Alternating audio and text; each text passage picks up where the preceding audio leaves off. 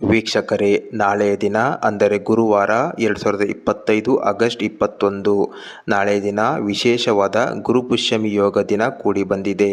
ಹಾಗಾಗಿ ನಾಳೆಯ ದಿನ ಸಂಜೆ 4 ಗಂಟೆಯಿಂದ 5 ಗಂಟೆ ಅಥವಾ 5:30 ಒಳಗೆ ನಿಮ್ಮ ಮನೆಯ ಮುಖ್ಯ ದ್ವಾರದ ಮೇಲೆ ಯಾವ ವಸ್ತುವನ್ನು ಕಟ್ಟಬೇಕು, ಯಾವ ನಿಯಮವನ್ನು ಪಾಲಿಸಬೇಕು, ಈ ರೀತಿಯಾಗಿ ಮಾಡುವ ಮೂಲಕ ವರ್ಷ ಪೂರ್ತಿ ಅದೃಷ್ಟ ನಿಮ್ಮ ಜೊತೆ ಇರುವ ಹಾಗೆ ಮಾಡಬಹುದು. ದಶ ದಿಕ್ಕುಗಳಿಂದ ಹಣದ ಆಕರ್ಷಣೆ ಪ್ರಾರಂಭ ಮಾಡಿಕೊಳ್ಳಬಹುದು. ಜೊತೆಗೆ ನೀವು ಮುಟ್ಟಿದ್ದೆಲ್ಲ ಬಂಗಾರ ಆಗುವ ಶುಭ ಫಲವನ್ನು, ಯೋಗ ಭಾಗ್ಯವನ್ನು ಪಡೆದುಕೊಳ್ಳಬಹುದು ಅನ್ನೋದನ್ನ ಈ ವಿಡಿಯೋದಲ್ಲಿ ತಿಳಿಸ್ಕೊಡ್ತೀನಿ. ಹಾಗಾಗಿ ನಾಳೆ ದಿನ ವಿಶೇಷವಾಗಿ ಗುರುಪುಷ್ಯಮಿ ಯೋಗ ಬಂದಿರುವುದರಿಂದ ಸಂಜೆ ಸಮಯದಲ್ಲಿ 4 ಗಂಟೆಯ ನಂತರ ನಿಮ್ಮ ಮನೆಯ ಮುಖ್ಯ ದ್ವಾರದ ಬಾಗಿಲಿಗೆ ಈ ವಸ್ತುವನ್ನ, ಈ ಮರದ ಒಂದು ಚಿಕ್ಕ ವಸ್ತುವನ್ನ ಕಟ್ಟಬೇಕು.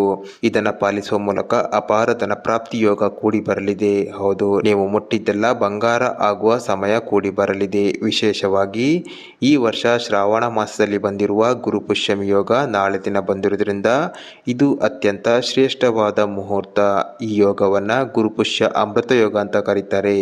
ಯಾಕಂದ್ರೆ ನಾಳೆ ದಿನ ನೀವು ಮಾಡುವ ಯಾವುದೇ ರೀತಿಯ ಧಾರ್ಮಿಕ ಚಟುವಟಿಕೆಗಳು, ಅದರಿಂದ ಸಿಗುವ ಪುಣ್ಯ ಫಲ ಬೇರೆ ದಿನಗಳಿಗಿಂತ 2 ಪಟ್ಟು ಅಧಿಕವಾಗಿರುತ್ತದೆ. ಹಾಗಾಗಿ ನಾಳೆ ದಿನ ಯಾರು ಕೂಡ ಮಿಸ್ ಮಾಡಿಕೊಳ್ಳದೆ ಈ ಸಣ್ಣ ಉಪಾಯವನ್ನು ಮಾಡುವ ಮೂಲಕ, ಕೆಲವೊಂದು ನಿಯಮವನ್ನು ಪಾಲಿಸುವ ಮೂಲಕ ವರ್ಷ ಪೂರ್ತಿ ಹಣದ ಆಕರ್ಷಣೆಯನ್ನು ಮಾಡಿಕೊಳ್ಬಹುದು. ಬಂಗಾರವನ್ನು ಕೊಳ್ಳುವ, ಹೊಸ ಮನೆ ಖರೀದಿ ಮಾಡುವ ಯೋಗ ಭಾಗ್ಯವನ್ನು ಪಡ್ಕೊಳ್ಬಹುದು. ಜೊತೆಗೆ ವೀಕ್ಷಕರೇ, ಜ್ಯೋತಿಷ್ಯ ಶಾಸ್ತ್ರದಲ್ಲಿ ವಿವರಿಸಿದ ಹಾಗೆ 2 ಶಕ್ತಿಶಾಲಿ ಯೋಗಗಳನ್ನು ಜ್ಯೋತಿಷ್ಯ ಶಾಸ್ತ್ರದಲ್ಲಿ ವಿವರಿಸಲಾಗಿದೆ. ಅದರಲ್ಲಿ ಮೊದಲನೇದು ಗುರುಪುಷ್ಯಮಿ ಯೋಗ, ಇನ್ನೊಂದು ರವಿ ಪುಷ್ಯಮಿ ಯೋಗ. ನಾಳೆ ಗುರುಪುಷ್ಯಮಿ ಯೋಗ ಬಂದಿರುವುದರಿಂದ, ಪುಷ್ಯಮಿ ನಕ್ಷತ್ರ ನಾಳೆ ಬಂದಿರುವುದರಿಂದ ವಿಶೇಷವಾಗಿ ಶುಭ ಫಲವನ್ನು ಇದು ನೀಡುತ್ತದೆ. ಹಾಗಾಗಿ ನಾಳೆಯ ದಿನ ಎಲ್ಲರೂ ಕೂಡ ಈ ಉಪಾಯವನ್ನು ಮಾಡಿ ಈ ರೀತಿಯ ಸಣ್ಣ ಸಣ್ಣ ಪೂಜಾ ಕ್ರಮದಿಂದ ಅಪಾರವಾದ ಧನಪ್ರಾಪ್ತಿ ಯೋಗವನ್ನು ಪಡ್ಕೊಳ್ಬಹುದು. ಈ ದಿನ ನೀವು ಏನೇ ಕೊಂಡರೂ ಮತ್ತಷ್ಟು ಕೊಳ್ಳುವಂಥ ಯೋಗ ಭಾಗ್ಯ ಕೂಡಿ ಬರುತ್ತದೆ. ಹಾಗಾಗಿ ನಾಳೆ ನೀವು ಕನಿಷ್ಠ 1 ಗ್ರಾಂ ಚಿನ್ನ ಕೊಂಡರೂ ಕೂಡ ಮುಂದಿನ ದಿನಗಳಲ್ಲಿ ಹೆಚ್ಚು ಹೆಚ್ಚು ಚಿನ್ನವನ್ನು, ಬಂಗಾರವನ್ನು ಕೊಳ್ಳುವಂಥ ಯೋಗ ಭಾಗ್ಯ ಕೂಡಿ ಬರುತ್ತದೆ. ಹಾಗಾಗಿ ಯಾರೂ ಕೂಡ ಮಿಸ್ ಮಾಡಿಕೊಳ್ಳಬೇಡಿ. 2 ಖರೀದಿ ಮಾಡಲು ಸಾಧ್ಯವಾಗದವರು ದೇವರಿಗೆ ಸಂಬಂಧಪಟ್ಟ ಯಾವುದೇ ಮಂಗಳಕರ ವಸ್ತುಗಳನ್ನು ಖರೀದಿ ಮಾಡಬಹುದು. ನಂತರ ನಿಮ್ಮ ಮನೆಯ ದೇವರ ಕೋಣೆಯಲ್ಲಿ ದೇವರ ಫೋಟೋಗಳ ಮುಂದೆ ಇಟ್ಟು ಪೂಜೆ ಮಾಡುವ ಮೂಲಕ ವಿಶೇಷವಾದ ಶುಭ ಫಲವನ್ನು, ಧನ ಪ್ರಾಪ್ತಿ ಯೋಗವನ್ನು ಪಡೆದುಕೊಳ್ಳಬಹುದು. ಹೌದು, ದೇವರಿಗೆ ಸಂಬಂಧಪಟ್ಟ ಯಾವುದೇ ವಸ್ತುವನ್ನು ಖರೀದಿ ಮಾಡಬಹುದು. ದೇವರಿಗೆ ಅರ್ಪಿಸುವ ಬಟ್ಟೆ, ದೇವರ ಶಂಖ, ದೇವರ ವಿಗ್ರಹ ಅಥವಾ ಕುಂಕುಮ, ಫೋಟೋ, ಯಾವುದೇ ಒಂದು ಮಂಗಳಕರ ವಸ್ತುವನ್ನು ಖರೀದಿ ಮಾಡಿ ನಾಳೆ ದಿನ ದೇವರಿಗೆ ಅರ್ಪಿಸಿ ಪೂಜೆ ಮಾಡಿದರೆ ಶುಭ ಫಲವನ್ನು ನೋಡ್ತೀರಿ. ಹೊಸ ಮನೆ ಗೃಹ ಪ್ರವೇಶ ಅಥವಾ ವ್ಯಾಪಾರ ವ್ಯವಹಾರ, ಅಂಗಡಿಗಳ ಶುಭಾರಂಭ ಮಾಡುವುದಾದರೆ ನಾಳೆ ದಿನ ಅತ್ಯಂತ ಶ್ರೇಷ್ಠ ಅನ್ನಬಹುದು. ಇನ್ನು ಮನೆ ಖರೀದಿ, ಸೈಟ್ ಖರೀದಿ ಅಥವಾ ಮನೆಯ ಶಂಕುಸ್ಥಾಪನೆ, ಜೊತೆಗೆ ಕಾರು ಖರೀದಿ ಮಾಡಲು ನಾಳೆಯ ದಿನ ಶುಭ ಫಲ. ನಾಳೆ ದಿನ ಯಾವುದೇ ಖರೀದಿ ಮಾಡಲು ಒಪ್ಪಂದ ಅಥವಾ ಅಗ್ರಿಮೆಂಟ್ ಮಾಡಬಹುದು. ಜೊತೆಗೆ ನಾಳೆ ಗುರುಪುಷ್ಯಮಿ ಯೋಗ ಇರುವುದರಿಂದ ಸಂಧ್ಯಾ ಸಮಯದಲ್ಲಿ, ಅಂದರೆ ವಿಶೇಷವಾಗಿ 4 ಗಂಟೆಯಿಂದ 5 ಗಂಟೆ ನಡುವೆ ನಿಮ್ಮ ಮನೆಯ ದ್ವಾರ ಬಾಗಿಲಿಗೆ ಈ ಮರದ ಒಂದು ಚಿಕ್ಕ ಕಡ್ಡಿಯನ್ನು ತಂದು ಕಟ್ಟಿದರೆ ಸಾಕು, ಅನೇಕ ರೀತಿಯ ಶುಭ ಫಲವನ್ನು ನೋಡ್ತೀರಿ. ನಿಮ್ಮ ಮನೆಯಲ್ಲಿ ಇರ್ತಕ್ಕಂಥ ನಕಾರಾತ್ಮಕ ಶಕ್ತಿಗಳು ನಿಮ್ಮ ಮನೆ ಬಿಟ್ಟು ದೂರ ಓಡಿ ಹೋಗುತ್ತವೆ. ಅಷ್ಟೇ ಅಲ್ಲ, ನಿಮ್ಮ ಮೇಲೆ ಯಾರೇ ಯಾವುದೇ ರೀತಿ ಪ್ರಯೋಗ ಮಾಡಿದರೂ ಕೂಡ ಎಲ್ಲವೂ ಕೂಡ ದೂರ ಆಗುತ್ತದೆ. ನಿಮ್ಮ ಮನೆಯ ಎಲ್ಲ ಸದಸ್ಯರಿಗೆ ದಶ ದಿಕ್ಕುಗಳಿಂದ ಹಣದ ಆಕರ್ಷಣೆ, ಧನದ ಆಕರ್ಷಣೆ ಪ್ರಾರಂಭವಾಗುತ್ತದೆ. ಜೊತೆಗೆ ನಾಳೆ ದಿನ ಈ ಕೆಲಸ ಮಾಡೋದ್ರಿಂದ ಮನೆ ಮಂದಿ ಮಾಡುವಂಥ ಎಲ್ಲ ವ್ಯಾಪಾರ ವ್ಯವಹಾರದಲ್ಲಿ, ಉದ್ಯೋಗದಲ್ಲಿ ಸಾಕಷ್ಟು ಅಭಿವೃದ್ಧಿಯನ್ನು ನೋಡ್ತೀರಿ. ಹೆಚ್ಚು ಹೆಚ್ಚು ಉಳಿತಾಯವನ್ನು ಮಾಡ್ತೀರಿ. ನಾಳೆ ದಿನ ವಿಶೇಷವಾಗಿ ಗುರುವಾರ, ಅಂದರೆ ರಾಯರ ದಿನವಾಗಿದೆ. ಹಾಗಾಗಿ ಎಲ್ಲರೂ ಕೂಡ ಗುರು ರಾಘವೇಂದ್ರ ಸ್ವಾಮಿಗಳನ್ನು ಪ್ರಾರ್ಥಿಸಿಕೊಂಡು ಭಕ್ತಿಯಿಂದ ಓಂ ಶ್ರೀ ಗುರು ರಾಘವೇಂದ್ರಾಯ ನಮಃ ಈ ರೀತಿಯಾಗಿ ಕಮೆಂಟ್ ಮಾಡಿ, ಒಂದು ಲೈಕ್ ಮಾಡಿ, ಗುರುಗಳಿಗೆ, ರಾಯರಿಗೆ ಕೃತಜ್ಞತೆಯನ್ನು ಸಲ್ಲಿಸಿ.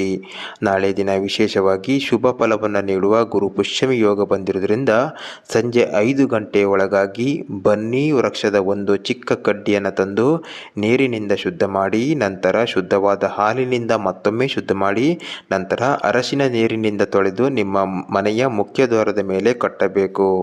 ಈ ರೀತಿ ನೀವು ನಾಳೆ ದಿನ ಸಂಜೆ ಸಮಯದಲ್ಲಿ ಮಾಡುವುದರಿಂದ ಅನೇಕ ರೀತಿಯ ಶುಭ ಫಲವನ್ನು ನೋಡ್ತೀರಿ. ನಿಮ್ಮ ಮನೆಯಲ್ಲಿ ದಶ ದಿಕ್ಕುಗಳಿಂದ ಧನವನ್ನು ಆಕರ್ಷಣೆ ಮಾಡಲು ಪ್ರಾರಂಭವಾಗುತ್ತದೆ. ಎಲ್ಲ ದಿಕ್ಕಿನಿಂದ ಅಚಾನಕ್ಕಾಗಿ ಹೊಸ ಹೊಸ ಮಾರ್ಗಗಳಿಂದ ಹಣ ಬರಲು ಪ್ರಾರಂಭವಾಗುತ್ತದೆ. ಮನೆಯಲ್ಲಿ ಎಲ್ಲರೂ ಮಾಡುವಂಥ ಉದ್ಯೋಗ ವ್ಯವಹಾರದಲ್ಲಿ ಅಭಿವೃದ್ಧಿ ಆಗಲು ಪ್ರಾರಂಭವಾಗುತ್ತದೆ. ಅಷ್ಟೇ ಅಲ್ಲ, ನಿಮ್ಮ ಮನೆಯಲ್ಲಿ ಇರ್ತಕ್ಕಂಥ ನೆಗೆಟಿವ್ ಎನರ್ಜಿ ಎಲ್ಲವೂ ಕೂಡ ದೂರವಾಗುತ್ತದೆ. ಮನೆಯಲ್ಲಿ ಎಂದೂ ಸಿಗದ ನೆಮ್ಮದಿಯ ವಾತಾವರಣ ಸೃಷ್ಟಿಯಾಗುತ್ತದೆ. ಗುರುಪುಷ್ಯಮಿ ಯೋಗದ ದಿನ ನವಗ್ರಹಗಳಿಗೆ ಪ್ರದಕ್ಷಿಣೆ ಬಂದರೆ ತುಂಬ ಒಳ್ಳೆಯದು. ಹಾಗಾಗಿ ಹತ್ತಿರದ ದೇವಸ್ಥಾನಕ್ಕೆ ಭೇಟಿ ನೀಡಿ, ಗುರುಪುಷ್ಯಮಿ ಯೋಗ ದಿನ ಬಂದಿರುವುದರಿಂದ ನವಗ್ರಹಗಳಿಗೆ 9 ಸುತ್ತು ಬಂದರೆ ತುಂಬ ಒಳ್ಳೆಯದು. ಈ ರೀತಿ ಮಾಡುವುದರಿಂದ ನಿಮ್ಮ ಕಷ್ಟಗಳು, ಸಮಸ್ಯೆಗಳು ದಿನದಿಂದ ದಿನಕ್ಕೆ ಕಡಿಮೆಯಾಗುತ್ತಾ ದುರದೃಷ್ಟ ದೂರವಾಗಿ ಅದೃಷ್ಟ ನಿಮ್ಮನ್ನು ಹುಡುಕಿಕೊಂಡು ಬರುತ್ತದೆ.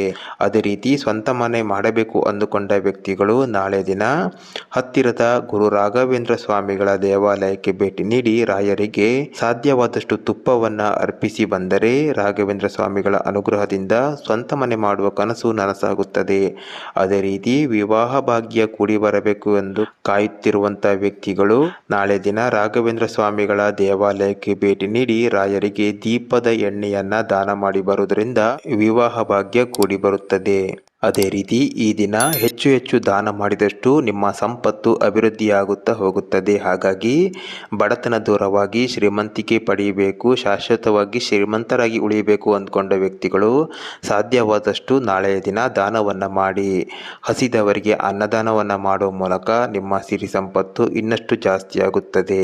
ಅದೇ ರೀತಿ ನಾಳೆಯ ದಿನ ನೀವು ಯಾವ ಪೂಜೆಯನ್ನು ಮಾಡಿದರೂ ಕೂಡ 2 ಪಟ್ಟು ಅಧಿಕವಾದ ಶುಭ ಫಲವನ್ನು ನೋಡ್ತೀರಿ. ಸಾಲವನ್ನು ನೀವು ತೀರಿಸಲು ಪ್ರಯತ್ನ ಪಟ್ಟರೆ ತುಂಬ ಒಳ್ಳೆಯದು. ಯಾಕಂದರೆ ನಾಳೆ ನೀವು ಎಷ್ಟು ಸಾಲವನ್ನು ತೀರಿಸ್ತೀರಿ, ಇನ್ನಷ್ಟು ಸಾಲವನ್ನು ತೀರಿಸಿ ಎಲ್ಲ ರೀತಿಯ ಋಣದಿಂದ ಮುಕ್ತಿ ಪಡೆಯಲು ಸಾಧ್ಯವಾಗುತ್ತದೆ. ಹಾಗಾಗಿ ನಾಳೆ ಸಾಧ್ಯವಾದರೆ ಸಂಪೂರ್ಣ ಸಾಲವನ್ನು ತೀರಿಸಲು ಪ್ರಯತ್ನ ಪಡಿ. ಇಲ್ಲವಾದರೆ ಸ್ವಲ್ಪವಾದರೂ ಸಾಲವನ್ನು ಮರುಪಾವತಿ ಮಾಡಲು ಪ್ರಾರಂಭಿಸಿದರೆ ಅತಿ ಶೀಘ್ರದಲ್ಲಿ ಸಂಪೂರ್ಣ ಸಾಲದಿಂದ ಮುಕ್ತಿ ಪಡೆಯುವ ಯೋಗ ಭಾಗ್ಯ ಕೂಡಿ ಬರುತ್ತದೆ. ನೋಡಿದ್ರಲ್ಲ ವೀಕ್ಷಕರೇ, ನಾಳೆ ಗುರುಪುಷ್ಯಮಿ ಯೋಗ ದಿನ ಯಾವ ಯಾವ ಕೆಲಸವನ್ನು ಮಾಡುವ ಮೂಲಕ ಯಾವ ಪ್ರತಿಫಲವನ್ನು, ಶುಭ ಫಲವನ್ನು ಪಡೆದುಕೊಳ್ಬೋದು ಅಂತ ಈ ಮಾಹಿತಿಯನ್ನು ತಕ್ಷಣ ನಿಮ್ಮ ಸ್ನೇಹಿತರಿಗೆ, ಕುಟುಂಬದವರಿಗೆ ಶೇರ್ ಮಾಡಿ ತಿಳಿಸಿ. ಒಂದೇ ದಿನ ಇರುವುದರಿಂದ ಆದಷ್ಟು ಬೇಗ ಶೇರ್ ಮಾಡಿ ತಿಳಿಸಿ. ವಿಡಿಯೋವನ್ನು ಲೈಕ್ ಮಾಡಿ, ಕಾಮೆಂಟ್ ಬಾಕ್ಸ್ನಲ್ಲಿ ನಿಮ್ಮ ಅನಿಸಿಕೆಯನ್ನು ಕಮೆಂಟ್ ಮಾಡಿ. ಜೊತೆಗೆ ಮತ್ತಷ್ಟು ಹೆಚ್ಚಿನ ಉಪಯುಕ್ತ ವಿಡಿಯೋಗಳಿಗಾಗಿ ಈ ಕೂಡಲೇ ಸಬ್ಸ್ಕ್ರೈಬ್ ಮಾಡಿಕೊಳ್ಳಿ. ಧನ್ಯವಾದಗಳು.